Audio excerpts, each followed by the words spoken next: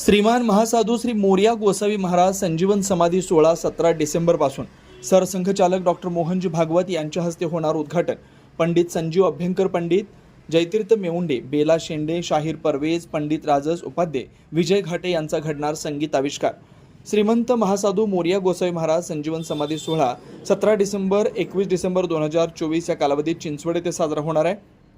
या निमित्तानं चिंचवड देवस्थान ट्रस्ट, पिंपरी चिंचवड महानगरपालिका आणि चिंचवड ग्रामस्थांच्या वतीनं धार्मिक कार्यक्रम व शास्त्रीय व सुगम संगीत तसेच व्याख्यान, आरोग्य व रक्तदान शिबिरासह विविध समाज उपयोगी उपक्रमांचं आयोजन करण्यात आलंय।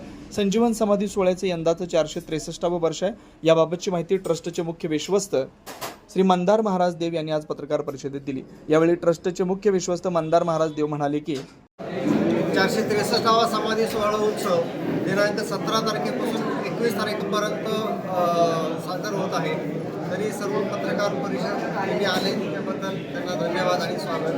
17 तारखेला 5:30 वाजता श्री मोहनजी भागवत यांच्या हस्ते उद्घाटन होईल आणि 20 तारखेला पंचमीच्या दिवशी डॉक्टर श्री रघुनाथ माशेलकर यांना जीवन गौरव पुरस्कार देण्याचे देवस्थानने ठरवले आहे आणि तो पुरस्कार श्री द्रविड शास्त्री गुरुजी यांच्या हस्ते देण्यात येईल। आणि 21 तारखेला नवीन एक उपक्रम सुरू केला आहे नगर प्रदक्षिणेचा, जो संध्याकाळी सकाळी 7 वाजता ते 9:30 वाजेपर्यंत तो उपक्रम होईल। पुष्पवृष्टी त्याच्याबरोबरच होईल आणि रात्री 10 वाजता आरती होऊन मंगलमूर्ती वाड्यात आरती झाल्यानंतर समाप्त होईल।